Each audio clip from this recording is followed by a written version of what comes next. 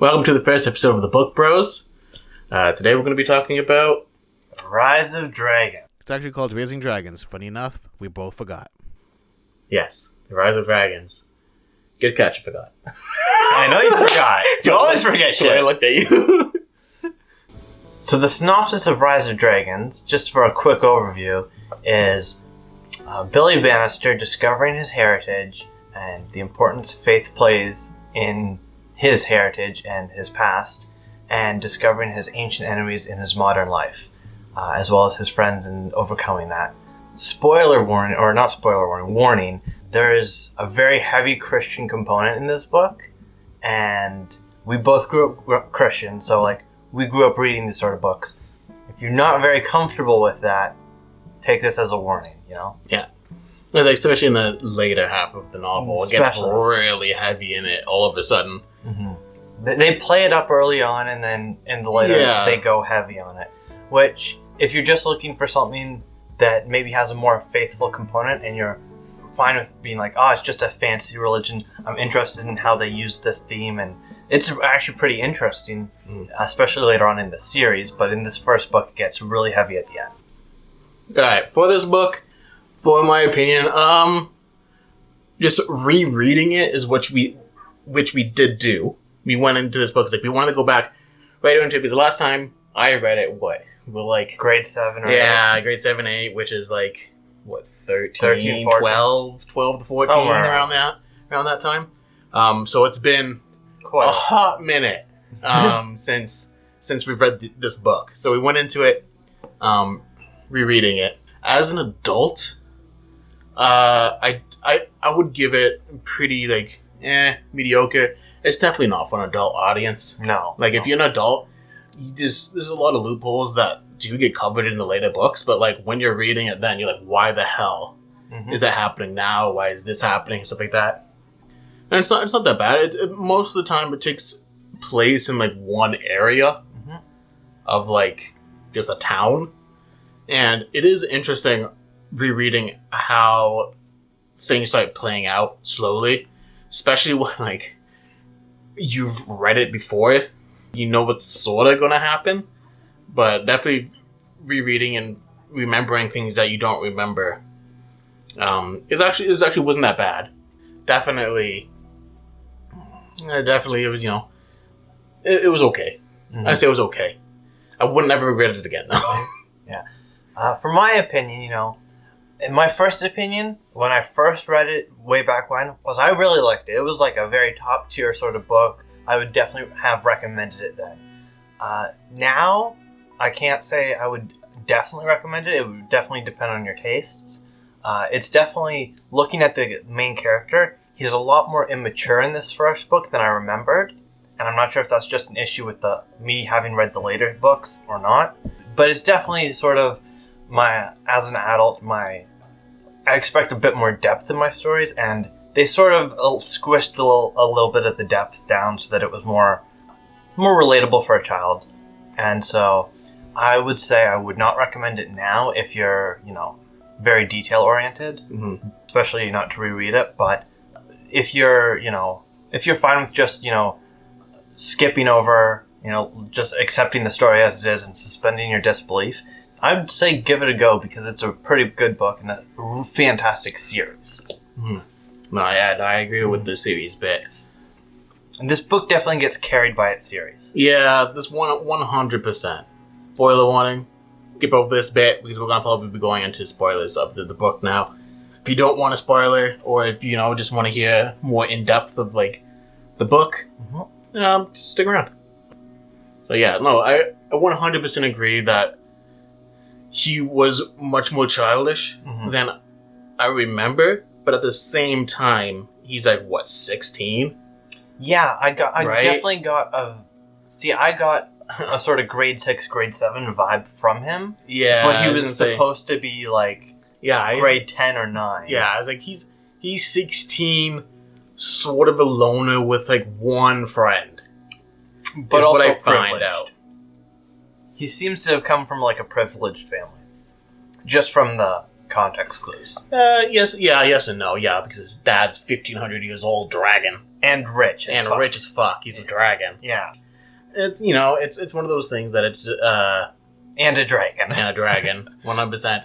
Also, I feel like when he starts getting his breath, and he doesn't know what's actually going on, you feel like he's isolated himself really hard because he doesn't know what's going on. Yes. It's just because he doesn't want to hurt people. Yeah.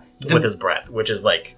Yeah. You really notice that he's just like, don't come fucking near me. Yeah, there's a big component when you're reading the book and you read through his perspective where you get paragraphs just like of questions. And I'm like, yes, I have those questions. You don't need to tell me that he's got these questions. I sort of assume he's like, why the fuck is my breath like this? Am I gonna... And then he goes off on these crazy tangents and I'm like, that sort of took me out of the book a little bit. I didn't quite like that. Yeah, I think the first time reading, it wouldn't have been that bad. No, definitely. Because like you're thinking you of those thoughts. You don't know the answers. Yeah, you're thinking those thoughts along with him, right? So it was a lot more inclusive when you're younger and when you've never read the book before. But later on, I really enjoyed as soon as Bonnie gets into the book, into the story in general. The first 7 chapters aren't that great. No, but as soon as Bonnie gets in, it's just boom. Yeah, it's like from there on, it was really, really good from there on, right? Just with him figuring out that she's also a dragon, and her story, like small storyline that you get to hear, like her backstory about what's happening. The fucking prophecy is garbage. Yeah. There's a couple of pretty cringe things. The prophecy, the male opinions on Bonnie, like from their perspective, is a little cringe because it's a like, little weird. She's so special and amazing. I just don't know what there is about her. And then she's like my bestest friend, even though they've like met that day. Yeah, like Billy. Yeah, it's like when Billy and Bonnie start really well.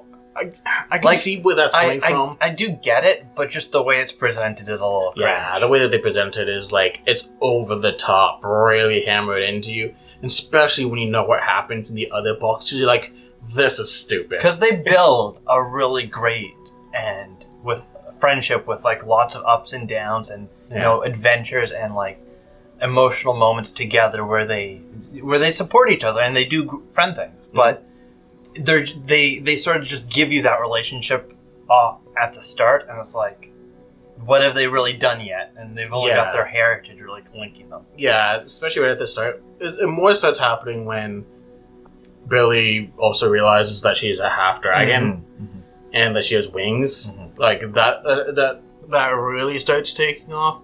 But at the same time, like I can see near the end when the principal is just completely trying to kill him over and over again. When he realizes that there's 2 dragon whelps, as he calls them, there, and he just goes after them. At that point, I think I would also be best friends with the other person that he's trying to kill.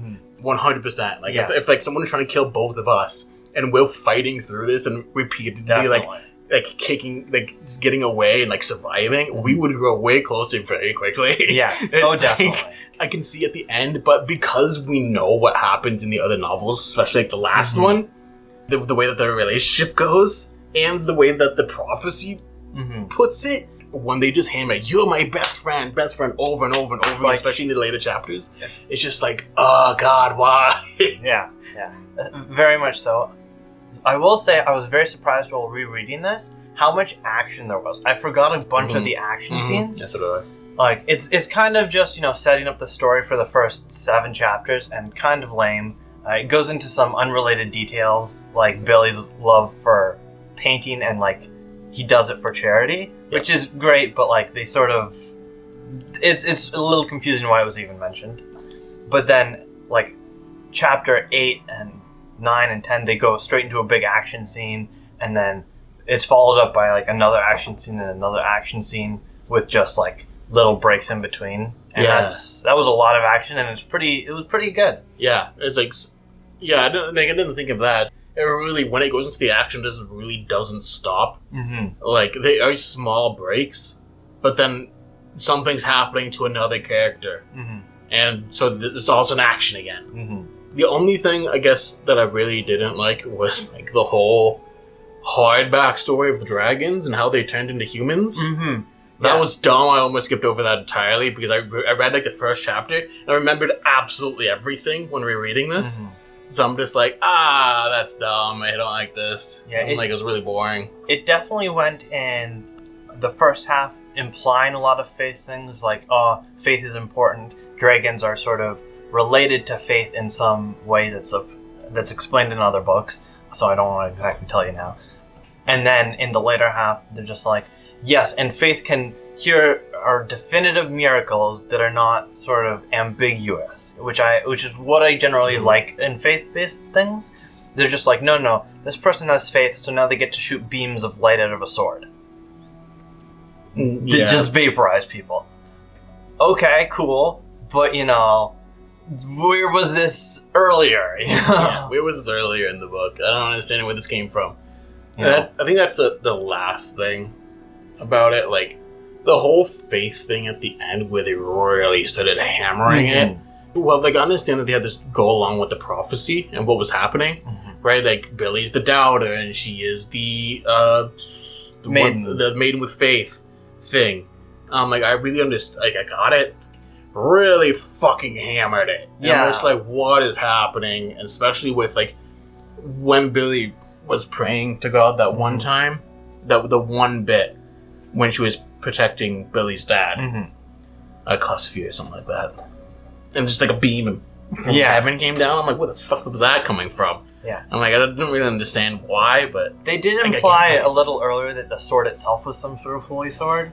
By doing a specialized ritual, he was invoking some sort of faith. Yeah, but as he was evil, it didn't really work. Or, like, he was still getting the benefit, even though he wasn't actually faithful. Yeah. And then she was actually faithful, and so it was super powerful. Yeah, it was a super powerful sword instead of just that.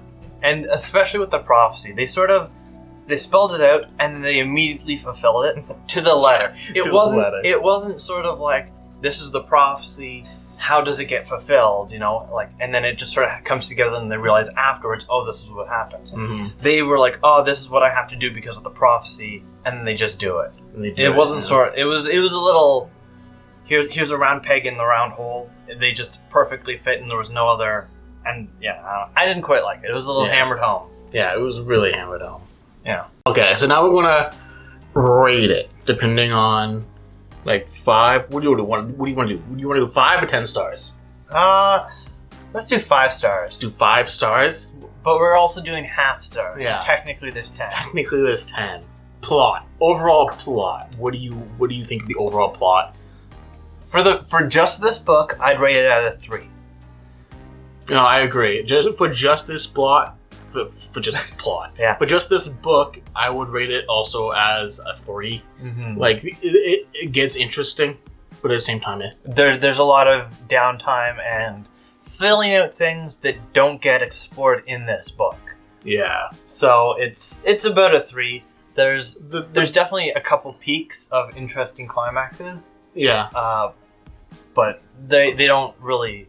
There's no grand revelation after them. And the peaks end up seeming not as important as the story progresses. Yeah. Also, for me, just the beginning was really dry. Beginning was pretty rough. But then, I think that's also because we reread it. So for your first read, it might be a 4. Yeah, for your first read, it might be a 4, 3.5, 4. For us rereading it, it's definitely a 3. Subplots were honestly more interesting to me. I'd put that as a 4.5. Yeah, for me, I didn't actually find the subplots as interesting. I would say it's about even as the regular plot as soon as it starts going. So I would give it about a 3, a 3.5. There's definitely, I'd say there's like 3 subplots, and admittedly they're not very deep, but I found them more deep than the plot, which is maybe just an issue of rereading, because I definitely didn't remember the subplots as well. I remember them as foreshadowing. And not subplots. So, there is a subplot, and just, from my opinion, just based on that subplot alone, and not what I consider foreshadowing and he consider subplots, it's a 3.5 for me. 100%. Character? Yeah, character development. Yeah. Billy is definitely the one who gets the most character development, other than maybe his dad. And, honestly, Billy was probably the least interesting character for me. His dad and Walter and Bonnie and the history teacher, I definitely found their characters very interesting. I'd give them a 3.5, maybe a 4. I find that the character development of the characters were, in my opinion, subpar. Mm-hmm. But also I feel, because we've also reread it, mm-hmm. for me specifically, it's subpar rereading the book. So I would give the character developments more of a 2. Yeah, definitely the development, I would definitely agree with him and there. just the way that the characters are written, I'd still give it a 2. It was subpar for me. But that's also me rereading the book, mm-hmm. right? Like, I remember them as their later selves in the other books, if not the first time you see them. Mm-hmm. And because of that, I'm like, just because that's in my brain, rereading it, I'm just like, no, their characters are awful. Yeah. Like, sometimes it just, like, doesn't make any sense of what they're doing. Like, Billy definitely get the most development, but... Yes, in terms of development, he gets the most. The other characters practically get none. Mm-hmm. And definitely looking at it from the first book to the last book, the development over the entire series is 5 stars. But for just this first book, I'd agree with him, it's 2 stars. I found the characters as they were, and as they were being introduced, they were the characters they had the core of the character that I remembered, and I liked that character. So Bonnie, the history teacher, Walter, I definitely really like their characters, and just their characters by themselves as they were written, not necessarily as they develop. I'd put them at like that 3.5 star. Yeah, I'd still 2. Still 2. It's a solid 2 in this first book. All right, a solid 2. Like not like, you know, the characters are written fine, but like this is, I don't know. Most of the time they're childish. They just don't get enough like screen time. There's like not personality in them. Mm-hmm. They are really definitely children, and in the lens of expecting them to be children, which I sort of did because I didn't remember them very well, whereas he remembered them very well. Very well. So that might be a big difference on where we're coming from here. Yeah. Plot holes and foreshadowing. Plot holes and foreshadowing. I managed to find a couple of plot holes that I was like, this takes me out of it. I'm not going to say them because if you don't notice them like he didn't, it's a good book. It's perfectly fine. And the foreshadowing, maybe a couple of things I think are plot holes are things that he remembers properly so that they're foreshadowing for him, which I don't, so they seem as plot holes, and they definitely took me for a loop. Yeah, there's a couple there. I'd give it a 3 out of 5 because they did take me out of it, you know? I would definitely get plot holes and a foreshadowing a solid 4.5 because I do remember when these things come up again later in the books. For me, rereading it, I'm like, oh yeah, that happens, and that happens, and that happens in the future books, not so much in the book itself. So for me, it didn't take me out of the book at all because I remembered what's happening in the other ones, which is a problem for me when I'm rereading things. Like I've told him many times, me rereading something, I could read the first like 3 chapters and I'll remember most of the book. I'm very good at just tossing it out of my memory. So. Yeah. So like for me, thinking of what happens later in the books, rereading the first book, I realized that they're foreshadowing. It's not so much a plot hole. So definitely, if you're reading this for the first time and you encounter one of these plot holes, maybe try and give it a pass if you can. Don't give the book a pass. Just try and pass over the plot hole that takes you out, because it might just be explained in a later book. Yeah. If you can keep your interest past that.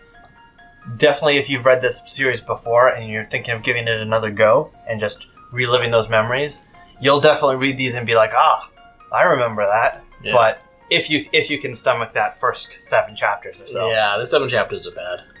Who would you recommend this to? I would recommend this to generally teenagers, people in high school. I think that they'd be able to definitely give it a go. As I said, people who aren't avid readers, people who can just, pick up a book and take it for what it is and maybe relate to a child pretty easily, be like, oh yeah, this is just a kid going through this crazy revelation and having this epic story. And yeah, he's a kid. I don't mind reading that. But as an adult expecting someone a bit more real, a bit more in depth, he definitely lacks a little bit of depth that can pull me out. Yeah, no, I agree. I would say between I think around the age that we read it ourselves, the first book specifically, was between, I'd say between 13 and 16. Because you can just relate to what's happening. Yeah. Also, the thing is, I didn't think about it really now, it is dated. Yes. It's a little dated. It's a little dated. You can tell, at least the first book is a little dated. Because you can tell, I could tell that it was dated. I'm like, high school isn't like that anymore. That's not a thing. Yeah. You know, like, you can't do that, but, like, it doesn't work that way. That's where I definitely got the private school vibes, because I was like, this seems like something that could only really happen. It wasn't a private school. In a private school sort of situation nowadays, where they're a little less modernized, a little less stringent on the requirements of, I guess social policies. As it being dated, it could feel like that, but definitely it's... Yeah. Like, he's not in a private school, it's a small-ass town school, which can give off the same vibe. Yeah. Those would be the ages that we'd recommend, you know? Yeah, 100%. I wouldn't recommend this as an adult. If you were maybe, you wanted to gift it to someone younger, or maybe read a book with them, to bond, maybe a good choice, especially if, you want to talk about faith or bring that up as a subject. Yeah, especially if you want to bring that up as a subject. Well, thank you for watching. Enjoy. Have a good day. Have a good day. Have a good day. Bye-bye.